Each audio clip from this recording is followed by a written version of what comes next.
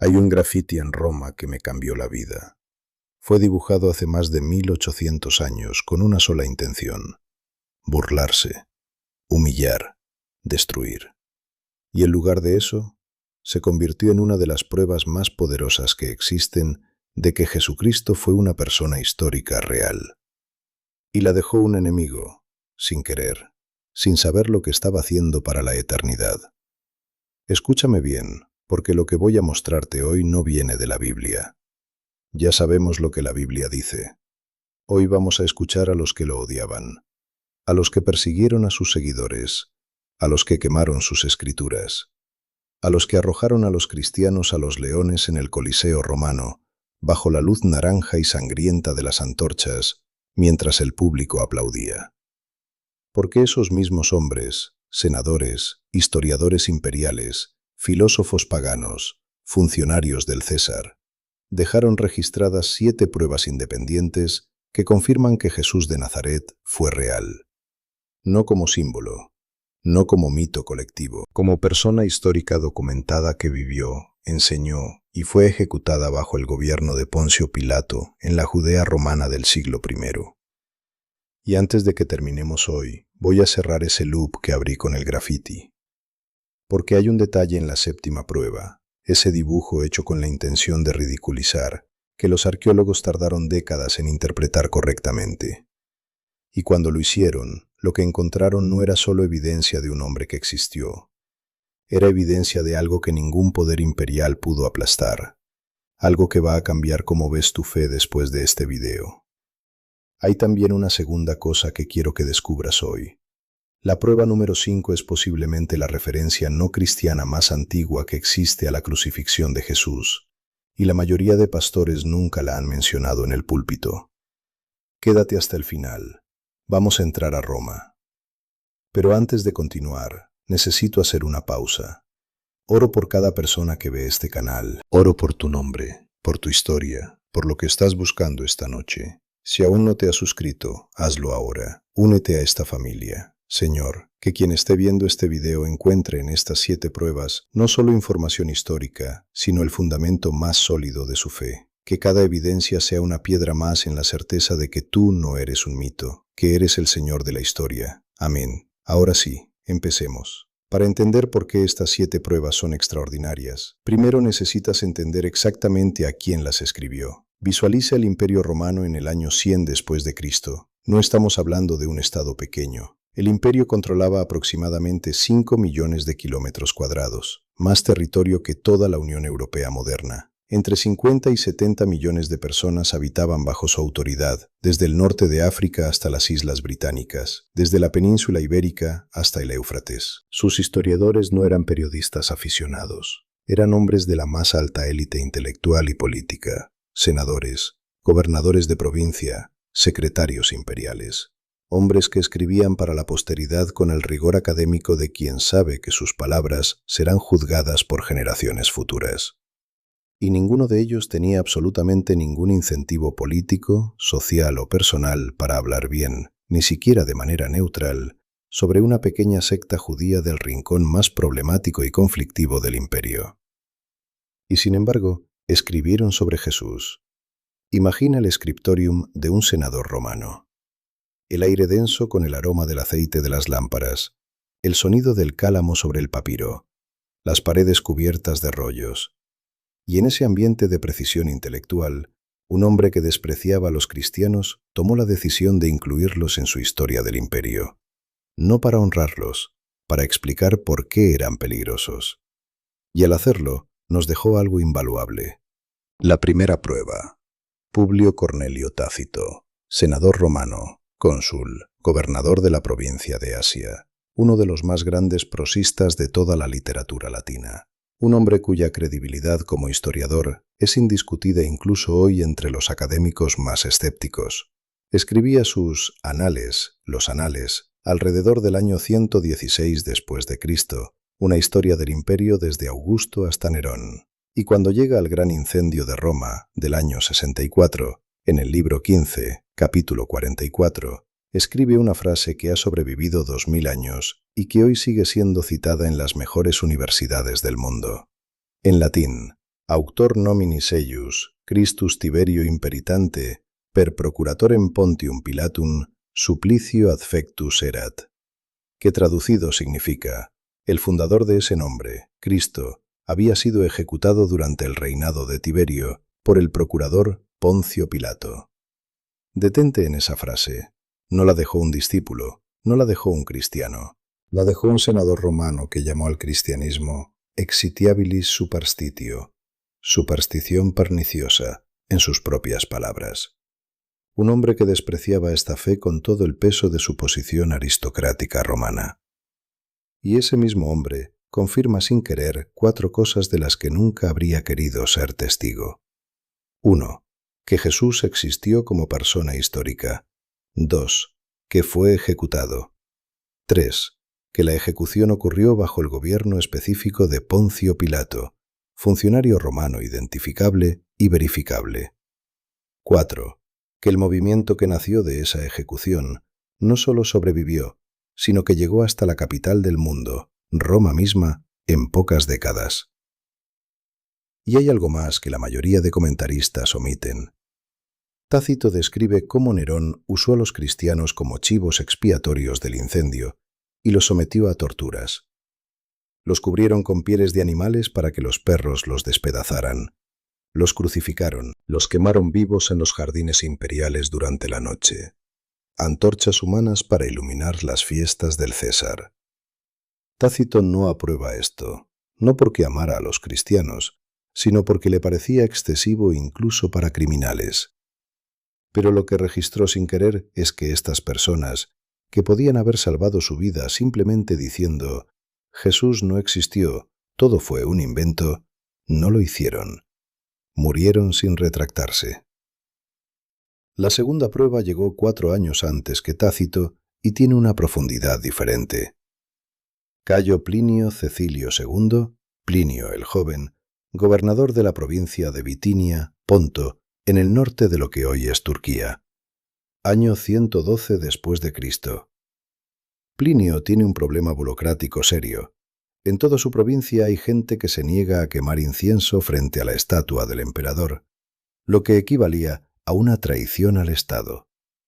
Y como buen funcionario romano, le escribe al emperador Trajano para pedir instrucciones. Esa carta es la epístola 10ª, número 96, y es un documento que hoy está en el corazón de cualquier curso universitario serio sobre el Jesús histórico. En esa carta, Plinio describe lo que hacen los cristianos que ha investigado. Dice que se reúnen antes del amanecer, ante Lucem, en el frío húmedo de la madrugada. Se juntan en grupos y cantan himnos a Cristo como a un Dios, en latín, Cristo quasi Deo. Se comprometen bajo juramento solemne a no robar, no mentir, no cometer adulterio, no traicionar la palabra dada. Después de ese rito matutino, se dispersan y luego se reúnen de nuevo para compartir comida. Plinio ha arrestado e interrogado a algunos, les ha ofrecido libertad si maldicen a Cristo, y registra que quienes realmente son cristianos no pueden ser obligados a hacerlo. Esto es del año 112 después de Cristo, entre 40 y 80 años después de la crucifixión. Un gobernador imperial romano, sin fe, sin agenda teológica, describe una comunidad que cada mañana, antes de que el sol salga, se reúne a cantar himnos a Jesús como Dios. No como profeta, no como maestro, como Dios. Eso no es un movimiento que empezó siglos después como leyenda acumulada. Eso es una fe viva que lleva décadas arraigada en toda una región del imperio. Antes de avanzar a las próximas 5 pruebas, necesito hacer una pausa porque lo que estamos haciendo aquí me toca muy personalmente. Esta excavación de fuentes primarias, este cruce de evidencias históricas con el texto sagrado, este intento de ver a Jesús no solo con los ojos de la fe, sino con los ojos del mundo que lo rodeó. Esto es exactamente lo que yo hago cada mañana antes de empezar el día. Tengo una herramienta en mi teléfono que me lleva a través de este tipo de estudio diariamente. Antes del primer café, antes de abrir cualquier otra aplicación, es lo primero que toco. Y no te exagero cuando te digo que transformó completamente mi relación con la Escritura. Ya no leo la Biblia flotando en el vacío, la leo con el peso del mundo antiguo sosteniendo cada página. Dejé el enlace en el comentario fijado, no lo saltes cuando termine el video. Pero sigamos, porque la tercera prueba tiene un nombre que muchos seminarios nunca enseñan, y es más fascinante de lo que imaginas. Suetonio. Cayo Suetonio Tranquilo, secretario imperial del emperador Adriano, biógrafo oficial de los 12 primeros Césares de Roma, uno de los escritores más leídos de la antigüedad tardía. Alrededor del año 121 después de Cristo, escribe De Vita Caesarum, la vida de los Césares. Y en el libro sobre el emperador Claudio, capítulo 25, párrafo 4, menciona casi de pasada, como una nota administrativa, que el emperador Claudio expulsó a los judíos de Roma porque causaban disturbios constantemente, instigados por un tal Crestos. En latín, Iudeos impulsore Cresto, assidue tumultuantis Roma expulit. Los escépticos han argumentado que Suetonio simplemente confundió el nombre, que Crestos no es Cristos. Pero ese argumento tiene un problema serio. Los documentos del siglo I y II muestran repetidamente que los griegos del período usaban Crestos y Cristos de manera prácticamente intercambiable, porque en griego, koiné, el griego del Nuevo Testamento, las vocales eta e iota tendían a pronunciarse de manera similar en ese período, un fenómeno conocido como iotacismo. Los especialistas en papirología griega lo confirman en múltiples documentos de la época. Lo que Suetonio está registrando son las tensiones explosivas entre judíos que aceptaban a Jesús como el Mesías, o Cristos, el ungido, y judíos que lo rechazaban en las sinagogas de Roma alrededor del año 49 después de Cristo. Y aquí viene algo que me produce asombro cada vez que lo veo. El libro de Hechos, capítulo 18, versículo 2, menciona que Pablo en Corinto conoció a Priscila y a Aquila, que habían llegado de Italia, porque Claudio había mandado que todos los judíos salieran de Roma. Lucas, el autor de Hechos, escribe eso alrededor del año 80 después de Cristo, describiendo eventos del año 49 o 50, y Suetonio, sin haber leído Hechos, confirma exactamente ese mismo decreto de Claudio. Dos fuentes completamente independientes, un solo hecho histórico verificable. Eso es lo que los historiadores llaman atestación múltiple, criterio que aumenta exponencialmente la probabilidad de que un evento haya ocurrido realmente. Pero la cuarta prueba es la que más controversia académica ha generado, y también la más poderosa cuando se examina correctamente. Flavio Josefo. Yosef ben Matitiahu, en hebreo, hijo de Matías, de familia sacerdotal, general judío en la primera guerra contra Roma, prisionero de guerra que sobrevivió por una profecía que hizo sobre Vespasiano y que pasó el resto de su vida en Roma como historiador bajo el patronazgo de los emperadores de la dinastía Flavia. Un hombre que conocía el judaísmo desde adentro, que había visto caer Jerusalén, que escribía para lectores tanto judíos como romanos. En sus Antiquitates Judaicae, Antigüedades judías, escritas alrededor del año 93 después de Cristo, Josefo menciona a Jesús 2 veces. La primera mención, conocida en la erudición académica como el Testimonium Flavianum, testimonio del Flavio, aparece en el libro 18, capítulo 3.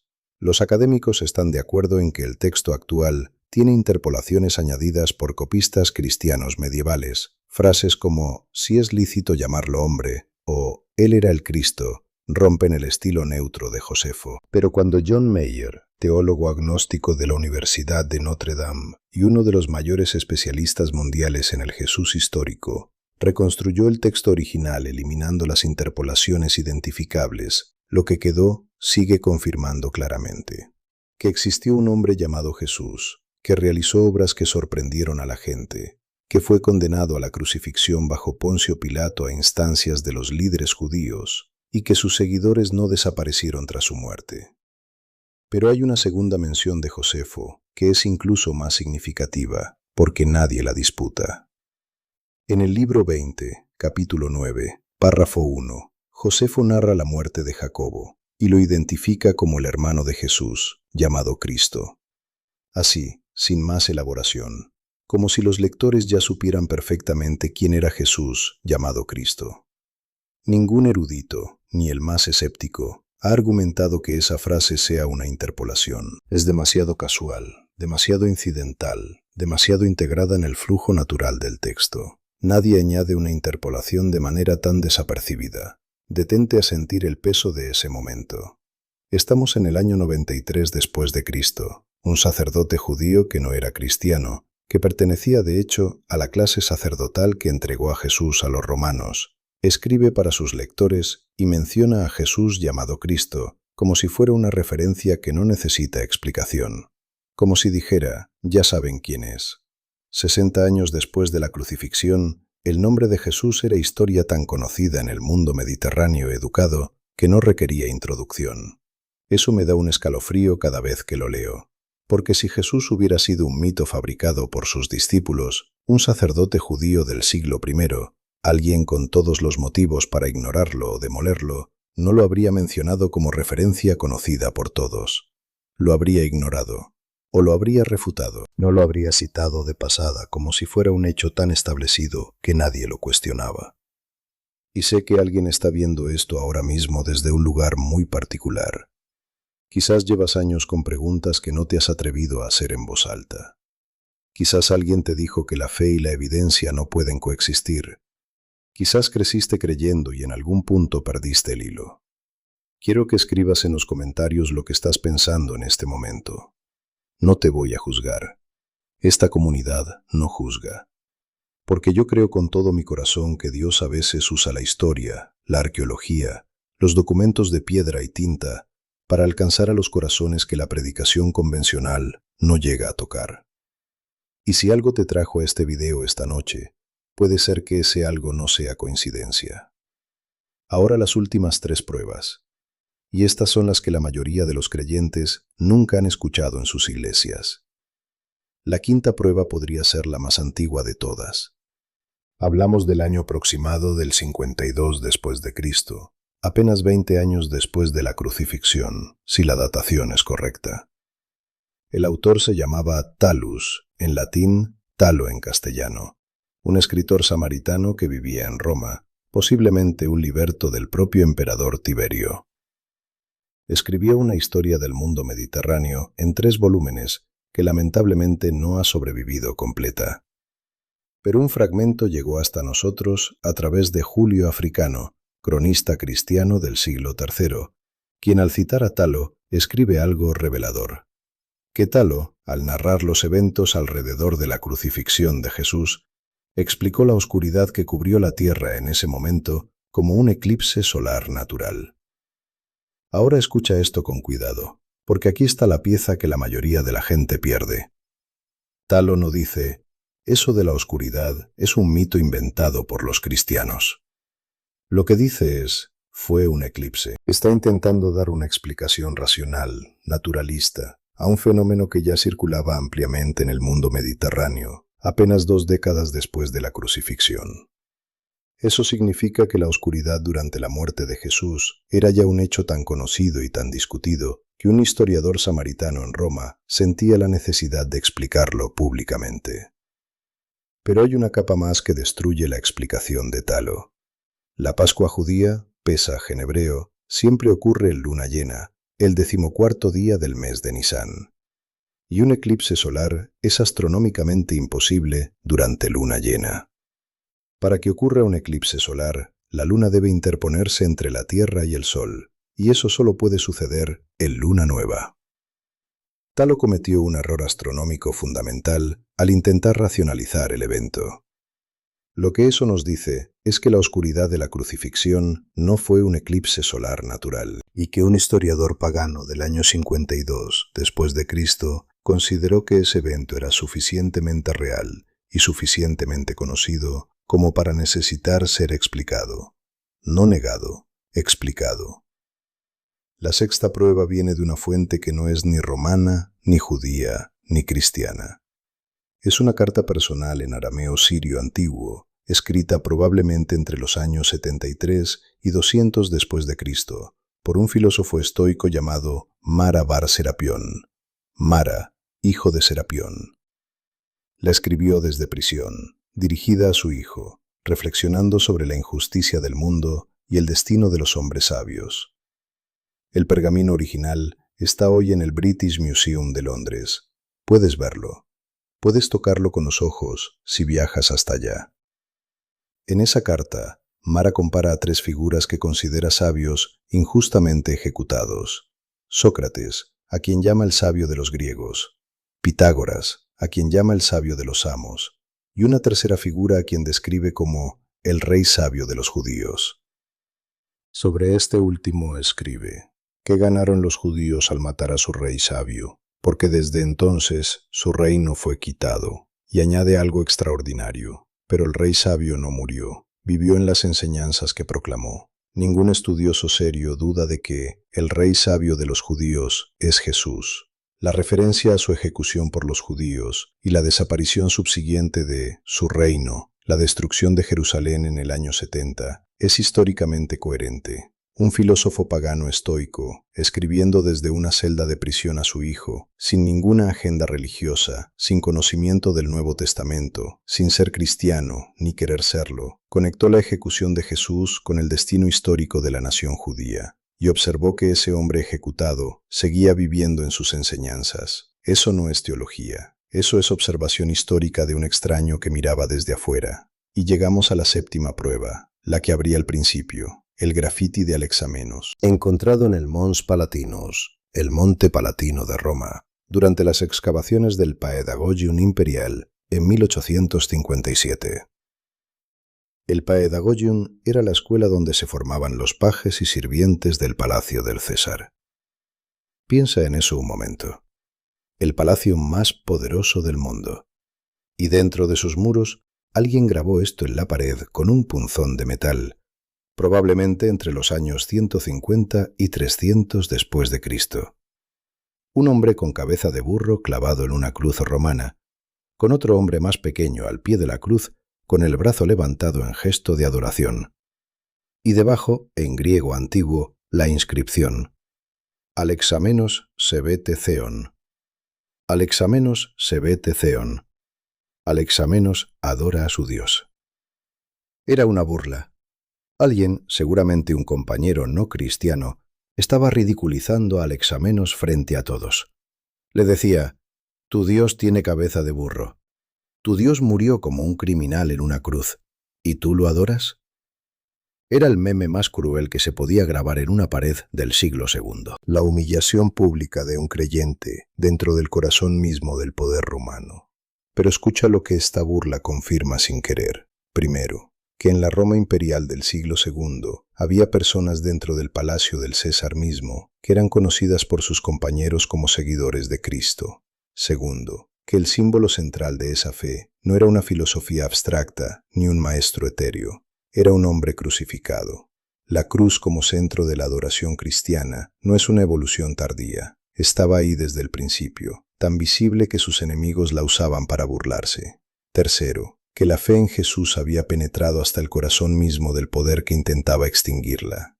Y hay una cuarta cosa que te va a detener. A pocos metros de ese grafiti fue encontrada una segunda inscripción: Alexamenos Fidelis, Alexamenos el fiel. Los paleógrafos y arqueólogos que la estudiaron creen que fue el propio Alexamenos quien la grabó, que después de ver su fe ridiculizada en esa pared, no respondió con vergüenza, no se escondió, respondió con orgullo: Alexamenos Fidelis, soy fiel. Eso me lleva directamente a 1 Corintios, capítulo 1, versículos 23 y 24, donde Pablo escribe, en griego koiné, su lengua original: Emeis de kerisomen Christon estauromenon.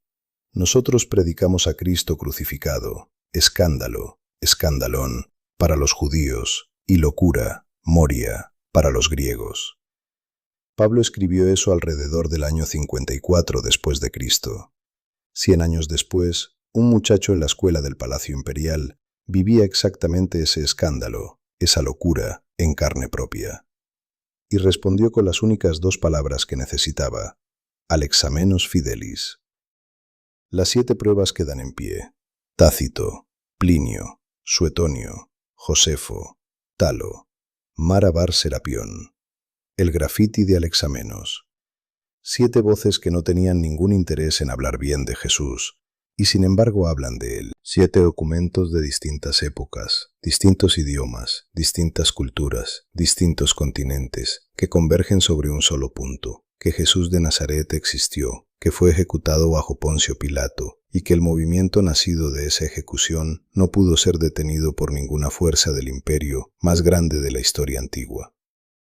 Ahora déjame decirte lo que más me impacta de todo esto. En el año 64 después de Cristo, Nerón usó a los cristianos como chivos expiatorios del incendio de Roma. Tácito mismo describe las torturas. Los cubrían con pieles de animales y los arrojaban a los perros, los crucificaban, los quemaban vivos en jardines imperiales para iluminar la noche. Y en ningún momento, en ningún registro histórico, tenemos a alguno de esos primeros mártires diciendo: «Está bien, Jesús no existió, todo fue un invento, sálvenme». Ninguno, porque o Jesús fue real de una manera que les costó la vida admitirlo, o estamos ante la conspiración más costosa, más sostenida y más inútil en la historia humana.